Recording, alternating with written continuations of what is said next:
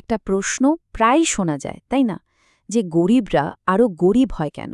বলা হয় যে চেষ্টা করলেই নাকি সব হয়। কিন্তু আসলে কি ব্যাপারটা এত সহজ? শুধু কি কঠোর পরিশ্রম করলেই এ চক্র থেকে বের হওয়া যায়?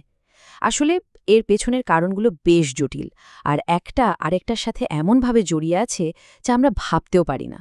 চলুন আজকে সেই জটগুলোই খোলার চেষ্টা করা যাক। হ্যাঁ, প্রশ্নটা একদম সরাসরি। আর সত্যি বলতে কি, এটা শুনতেও অনেকের অস্বস্তি হতে পারে। কিন্তু এর উত্তর না খুঁজলে সমাধানের পথও তো পাওয়া যাবে না, তাই না? এখানে আমাদের উদ্দেশ্য কিন্তু কাউকে দোষ দেওয়া না, বরং আমরা সেই সিস্টেমটাকে বোঝার চেষ্টা করব যেটা দারিদ্র্যকে বছরের পর বছর টিকিয়ে রাখে। আচ্ছা, তাহলে চলুন ধাপে ধাপে এগোনো যাক। প্রথমে আমরা মূল প্রশ্নটা নিয়ে আরেকটু ভাবব। এরপর দেখব এই স্বল্পতার মানসিকতা বা স্ক্যারসিটি মাইন্ডসেট জিনিসটা আসলে কি, আর এটা কিভাবে আমাদের আটকে দেয়। তারপর আসবে ঋণের দুষ্টচক্র, একটা অর্থনৈতিক ফাঁদ। এরপর দেখব সীমিত সুযোগ সুবিধা কিভাবে দেয়াল হয়ে দাঁড়ায়। আর সবশেষে আমরা বোঝার চেষ্টা করব এই চক্রটা ভাঙা আদৌ সম্ভব কিনা।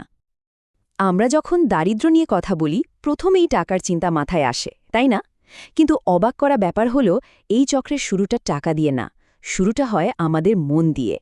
কারণ দারিদ্র্য শুধু পকেটের ওপর চাপ ফেলে না, এটা আমাদের মনের উপরও একটা বিরাট বোঝা চাপিয়ে দেয়। আর এই বোঝাটাই মানুষকে আরও শক্ত করে আটকে ফেলে। অর্থনীতিবিদরা এর জন্য একটা দারুণ শব্দ ব্যবহার করেন, কগনিটিভ ট্যাক্স, মানে জ্ঞানীয় কর। ব্যাপারটা একটু সহজ করে ভাবা যাক।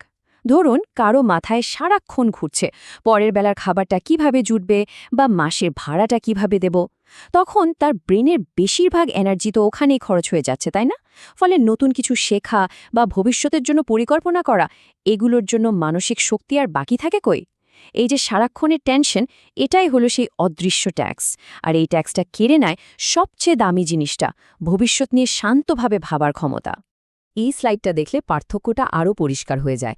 দেখুন, একদিকে যখন অভাব থাকে তখন আমাদের মস্তিষ্ক চলে যায় সার্ভাইভাল মোডে, মানে তখন একটাই চিন্তা, আজকে বাঁচতে হবে।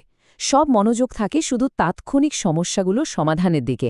আর অন্যদিকে যখন প্রাচুর্য থাকে তখন কিন্তু দীর্ঘমেয়াদে পরিকল্পনা করার মতো মানসিক ইয়ু থাকে, তাই না? মানে আসল কথা হলো, দারিদ্র্য ভবিষ্যৎ নিয়ে ভাবার বিলাসিতাটাই কেড়ে নেয়।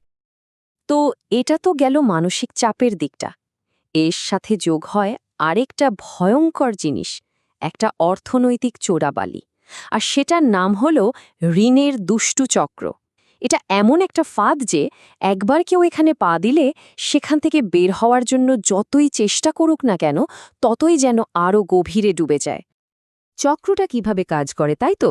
আচ্ছা, ধরুন হঠাৎ করে পরিবারের কেউ অসুস্থ হয়ে পড়ল বা অন্য কোনো জরুরি দরকার দেখা দিল, হাতে টাকা নেই, তখন কি করতে হবে? বাধ্য হয়ে চড়া সুদের ঋণ নিতে হয়। কিন্তু সমস্যাটা হলো আয় তো সীমিত, ফলে দেখা যায় সেই ঋণের সুদ দিতে দিতেই সব শেষ, আসল তো কমেই না। তখন কি হয়? একটা ঋণ শোধ করার জন্য আরেকটা ঋণ নিতে হয়, আর এভাবেই মানুষটা ঋণের জালে আরও গভীরে জড়িয়ে পড়তে থাকে। তাহলে আমরা দুটো জিনিস দেখলাম, মানসিক চাপ আর অর্থনৈতিক ফাঁদ। কিন্তু গল্পটা এখানেই শেষ না, এর বাইরেও আরও একটা বড় ব্যাপার আছে। সেটা হলো কিছু অদৃশ্য দেয়াল, মানে সিস্টেমের মধ্যেই তৈরি হওয়া কিছু বাধা। এগুলো এমন বাধা না যে শুধু নিজের ইচ্ছাশক্তি দিয়ে পার হওয়া যাবে। একটু ভেবে দেখুন, এই বাধাগুলো কিভাবে একটা আরেকটার সাথে জুড়ে আছে। যেমন ভালো মানের শিক্ষার সুযোগ যদি না থাকে, তাহলে ভালো চাকরি পাওয়াটা তো প্রায় অসম্ভব। আবার ধরুন হঠাৎ অসুস্থ হয়ে পড়লে যদি ভালো চিকিৎসার ব্যবস্থা না থাকে, তাহলে তো কাজ করার ক্ষমতাও চলে যায়, আয় রোজগারও বন্ধ হয়ে যায়।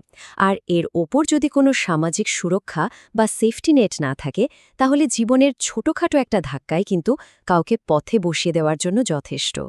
এইগুলোই হলো সেই কাঠামোগত দেয়াল যা মানুষকে আটকে রাখে। আর সবচেয়ে গুরুত্বপূর্ণ ব্যাপারটা হলো, এই সমস্যাগুলো কিন্তু কোনোটা আলাদা আলাদা নয়। মানে মানসিক চাপ, ঋণের বোঝা আর এই কাঠামোগত বাধা, এই সবকিছু মিলেমিশে এমন একটা জটিল ফাঁদ তৈরি করে যেখানে একটা সমস্যা আরেকটা সমস্যাকে আরও বাড়িয়ে তোলে। এটা এমন একটা চক্র হয়ে দাঁড়ায় যে একা একজন মানুষের পক্ষে সেখান থেকে বের হওয়াটা প্রায় অসম্ভব হয়ে পড়ে। তাহলে প্রশ্ন হল, এই চক্র কি ভাঙা সম্ভব? এর উপায়টা কি? দেখুন, আমরা এখানে কোনো সহজ সমাধান দিতে আসিনি। বরং আমরা একটা ভাবনা তুলে ধরতে চাই যা হয়তো আমাদের সবাইকে এই সমস্যাটা নিয়ে আরও গভীরভাবে ভাবতে সাহায্য করবে। আমাদের আজকের আলোচনার শেষে চলুন এই প্রশ্নটা নিয়ে ভাবা যাক। যদি দারিদ্র্যের এই ফাঁদটা মানসিক, অর্থনৈতিক এবং কাঠামোগত এই সবগুলো শক্তি মিলে তৈরি হয়, তাহলে কি শুধু একজন মানুষের একার চেষ্টা, তার কঠোর পরিশ্রমই এটা ভাঙার জন্য যথেষ্ট? নাকি এর জন্য আরও বড় কিছুর দরকার? হয়তো একটা সম্মিলিত উদ্যোগ বা পুরো সিস্টেমের মধ্যেই কোনো পরিবর্তনের দরকার। এই ভাবনাটা সবার জন্যই রইল।